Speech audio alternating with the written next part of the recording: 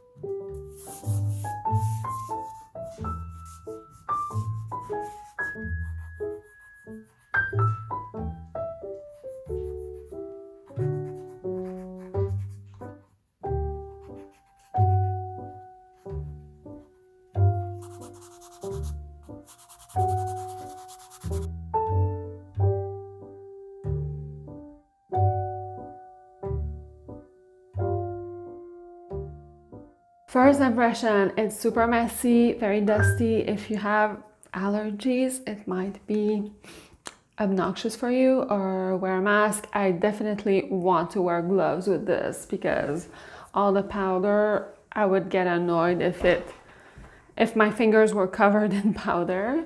But I do like the feel of dry pastel on paper. I think I have the wrong paper though. I don't like the texture of this paper. The texture is very coarse. It's hard to cover. It gives the effect of like big holes all through the paper. I think I would want some grit, but a finer grit. So I would have to look for a better paper. I could see myself using this more in mixed media, so maybe acrylic paint. And then on top of that, adding bold strokes of dry pastel. I think I would like dry pastels that are even more brittle, more pigmented, like to pack a punch. Unless it's my paper. With some of my pastels, I feel like I had difficulty getting a bold impact, which I thought I would be able to get easily.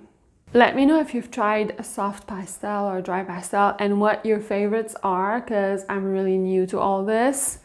And if you have a favorite paper. If you want more inspiration, go watch this one next. I'll see you in just a few days for another one. Thanks for watching.